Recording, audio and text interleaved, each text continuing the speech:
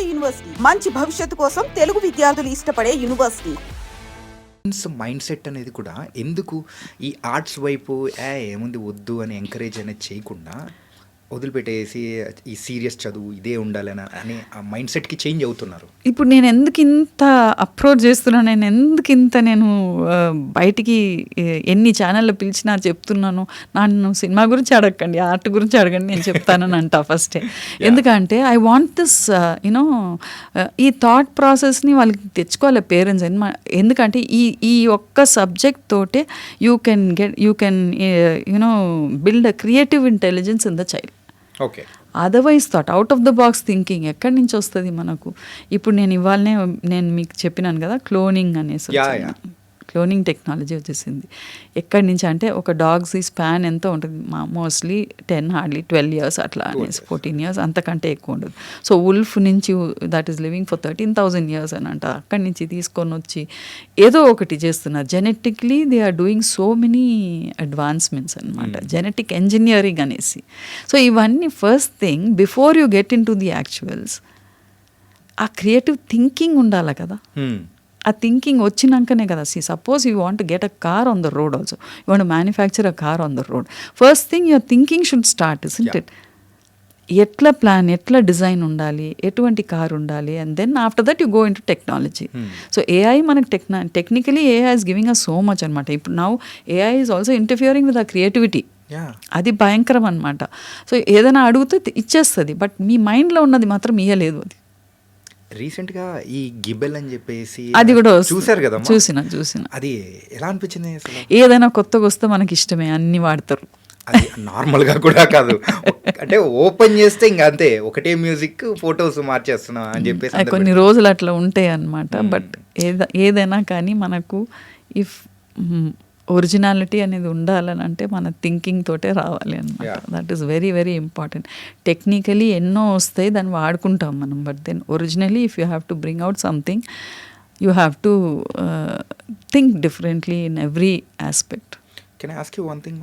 ఏంటంటే ఇప్పుడు వచ్చే కిడ్స్లో యూజువల్గా ఆ క్రియేటివ్ థింకింగ్ అనేది కూడా తగ్గిపోతుంది అని నేను అంటున్నా. నేను తప్పని అనుకోవచ్చా? అది వాళ్ళకి చాలా ఉందండి, మనకు అందరికంటే ఎక్కువ వాళ్ళ క్రియేటివ్ థింకింగ్ ఎక్కువ ఉంది. మనం వీఆర్ స్టబ్బింగ్ ఇట్ అనమాట. వీఆర్ యాక్చువల్లీ మనమే వాళ్ళకి ఛాన్స్ ఇస్తలేము, వాళ్ళకి ఛాన్స్ ఇస్తలేము. అందుకనే దే ఆర్ హైపర్ అనమాట. దాని అంతా వేరే రకంగా యూజ్ చేసుకుంటున్నారు. దాన్ని తీసుకొని వచ్చి మనం వాళ్ళకి, అందుకనే ఆర్ట్ ద్వారా at least to some extent we can bring a lot of you know personality skills in the child, thinking skills in the child, కొంచెం same thinking in the child అన్నది. రైట్ ఫ్రమ్ స్క్రిబ్లింగ్ నుంచి ఇట్లా స్పైకీ స్క్రిబ్లింగ్స్ కాకుండా వాళ్ళకి ఎట్లా అంటే, ఇప్పుడు పిల్లలకి ఎట్లా అంటే చెయ్యొద్దు అని అంటే చేస్తారు. అది చెయ్యొద్దు అని చెప్పకుండా, ఇప్పుడు కార్పొరేట్ కంపెనీస్ అంతా కూడా నో అని అనొద్దు, ఇట్స్ బ్యాడ్.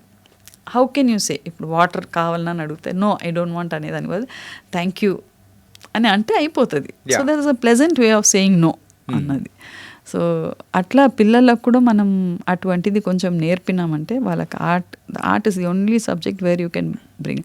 అండ్ అదర్ సబ్జెక్ట్స్లో కూడా ఉన్నాయి అన్నమాట, అక్కడి నుంచి మనం తీసుకోవాలి. ఇప్పుడు ఎన్ఈపీ అంటుంది ఆర్ట్ని ఆ సబ్జెక్ట్స్కి తీసుకురావాలని, కానీ అక్కడ ఆ సబ్జెక్ట్ తీసుకపోతే దానికి తగ్గట్టే చేస్తారనమాట. దాన్ని తీసుకొని వచ్చి ఇక్కడ పెడితే ఆర్ట్ క్లాస్లో they can do it differently.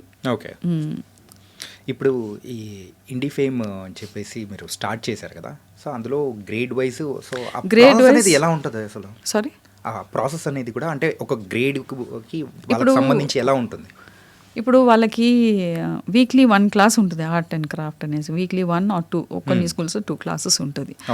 ఆ పిల్లలు వాళ్ళ క్లాస్ నుంచి ఆర్ట్ రూమ్కి రావడానికి, లేకపోతే టీచర్ పోయి వాళ్ళ క్లాస్లో చెప్పేదానికి ఒక 5 minutes అటు ఇటు, ప్రొడక్టివ్ అవర్స్ ఏమో 30 minutes అనుకోండి.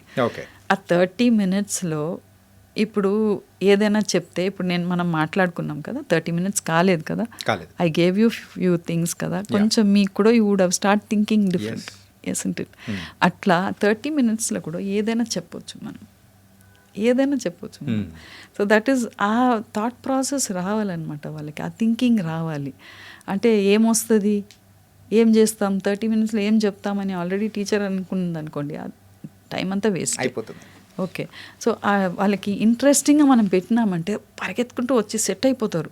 What is the teacher going to tell us today, ఏం అడుగుతుంది ఇవాళ, ఏం చేయాలి అన్నది వాళ్ళు వచ్చేస్తారనమాట. అందుకని అట్లా ఒక థీమ్ పెట్టి వాళ్ళకి వాళ్ళు చేసుకున్న సబ్జెక్ట్నే మనం కొంచెం వివరంగా అట్లా తీసుకొని వచ్చి ఎక్స్ప్లోర్ చేయమని చెప్తే they will do it well అనేసి ఐవ్ ఎక్స్పెరిమెంటెడ్ ఇట్. అంటే నేను ఊరికి అట్లా చెప్తలేను, I've experimented it my children with my students అంతా. అందుకనే ఐ స్టార్టెడ్ విత్ దిస్. ఒక ప్లేన్ బుక్ ఇచ్చేయాలండి వాళ్ళకి. ఒక ప్లేన్ బుక్ ఇస్తే దే లవ్ ఇట్ అనమాట. ఓకే. అంటే ఇప్పుడు ఒక ప్లేన్ స్పేస్ ఉన్నింది అనుకోండి, పిల్లలు ఇష్టం వచ్చినట్టు ఎగురుతారు, ఆడుకుంటారు, అంతే కదా. అట్లానే ఒక ప్లేన్ బుక్ ఇచ్చినాం అనుకోండి and you tell them something, అంటే వాళ్ళకి స్ట్రిక్ట్గా నువ్వు ఏమైనా చేసుకోండి పర్వాలేదు, but then today I have this theme, ఈ థీమ్ ఉంది. ఇప్పుడు ఆ థీమ్స్ కూడా నేను ఆల్రెడీ ప్రింట్ చేసి ఉన్నాము ఈసారి. ఎందుకంటే ఎర్లియర్ వచ్చి టీచర్కి చెప్పి టీచర్ చెప్పేటట్టు ఉండింది. So that wasn't working so well. So ఇప్పుడు నేను ప్రింట్ చేసేసిన, ప్రింట్ చేసి ఆ పిల్లలతో మాట్లాడినట్టే ప్రింట్ చేసిన. ఇదివరకు టీచర్కి చెప్పేటట్టు ఉండింది. So by the time the teacher took it to the students there was some gap అనమాట. దెర్ ఇస్ అంత నేను అనుకున్నంత రిజల్ట్స్ రాలేదు. So what I thought was if I print it on the book, ఇప్పుడు ఈ బుక్లో ప్రింట్ చేస్తే child will read it. ఇప్పుడు ప్రీ ప్రైమరీ EY1 EY2కి అంతా అవి అంత రీడింగ్ కెపాసిటీస్ ఉండకపోవచ్చు వాళ్ళకి. సో టీచర్స్కు ఇస్తామన్నమాట. టీచర్స్కి ఇచ్చి వాళ్ళని చేయమని చెప్తాం, వాళ్ళకి పిల్లల్ని గైడ్ చేయమని చెప్తాం. 1 to 2 మాత్రం it's printed in the book అనమాట. See for instance fit lines ఉంది కదా వాళ్ళకి, మ్యాథ్స్లో లైన్స్ ఉన్నాయి. సో లైన్స్ ఉన్నాయి, so why don't you draw fitness lines అనేసి, అంటే ఫిట్నెస్ లైన్స్ అని, అంటే సిట్టింగ్ లైన్స్, ఎక్సర్సైజింగ్ లైన్స్ అని అట్లా విపరీతంగా చేస్తారు. ఓకే. సో మళ్ళా just draw all fighting lines అనేసి, సో స్క్రిబుల్ చేస్తారు ఫైటింగ్ లైన్స్ అనేసి మొత్తం. తర్వాత నెక్స్ట్ వచ్చి come on join those lines, they are all getting together and forming a wonderful circle with smileys, with smiling lines, curved lines అని, అంటే again they will start అనమాట everything getting in to a form అట్లా. So the same line concept here. ఇక్కడ instead of telling them ఈ shading the lines ఇవన్నీ ఉంటాయి అనమాట, ఆర్ట్లో కొన్ని ఇంట్రికసీస్ ఉంటాయి, బేసిక్స్ నేర్పేది, అవి నేర్పుతామని అంటారు టీచర్స్. అవి కూడా నేర్పొచ్చు, కానీ దట్ ఈస్ అవైలబుల్ ఆల్రెడీ. కానీ ఇక్కడ మనం why don't we inculcate certain thinking skills in them. అది ఉన్నదే చేయాలి అనేది కాదు కదా. ఇప్పుడు పెద్ద పెద్ద ఆర్టిస్టులు అంతా ఇప్పుడు గ్రామ్ యాత్ర అనేసి MF హుసేన్ది ఎన్నో కోట్లకు పోయిందనమాట. So they started doing however they felt like. వాళ్ళు ఒక సర్టన్ టెక్నికల్ పాయింట్స్, ఇన్స్ట్రక్షన్స్ అని వాళ్ళు ఏం పెట్టుకోలేదు, వాళ్ళు ఆ ఫ్రీడమ్ తోటే చేసినారు. వాళ్ళు ఇది ఇట్లనే ఉండాలి అట్లనే ఉండాలని వాళ్ళు చేయలేదు. వాళ్ళు they had their own thought process and they had their own style of doing it అనమాట. అట్లనే ఈ పిల్లలకు కూడా ఇదే చేయాలి అదే చేయాలని అనకుండా టెక్నికాలిటీస్ వదిలేసి కొంచెం వాళ్ళకి ఫ్రీడమ్ ఇచ్చి లెట్ దెమ్ ఎక్స్ప్రెస్ దెమ్సెల్వ్స్. ఆ ఎక్స్ప్రెషన్ తోటి we will find out what type of a child it is, where is that child going, we can understand వాళ్ళ గ్రోత్ ఎబిలిటీస్ తెలుస్తుంది. I have seen that in my students, I have seen that in my son also. You should not disturb such children. వాళ్ళకి ఎట్లా కావాలనో చేయొచ్చు. ఇప్పుడు ఒక క్లాస్లో, నా క్లాస్లో ఒక క్లాస్లో ఒక స్కూల్లో చిన్న బుక్ ప్రిపేర్ చేసి వచ్చేది ఒక అబ్బాయి. So ma'am see ma'am I want to do this అని యానిమేషన్ క్రియేట్ చేసేది. సో అబ్బాయిని ఏం డిస్టర్బ్ చేయొద్దు, వాడికి ఇదే చేయి అదే చేయి అని వాడికి ఏ థీమ్ పెట్టద్దు. Okay, do what you want అనేది.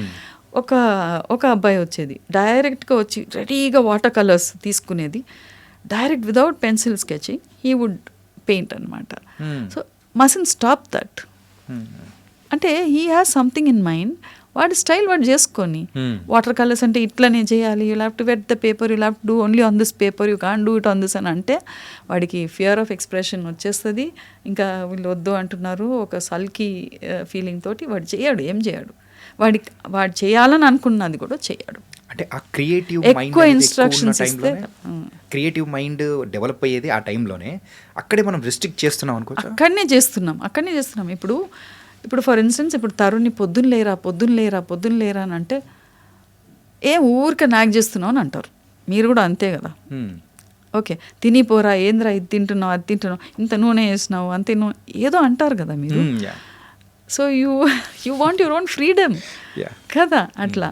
కానీ ఇప్పుడు అదే వచ్చి మేం చేసుకుంటూ వచ్చినాం అనుకోండి, చూస్తారు కదా.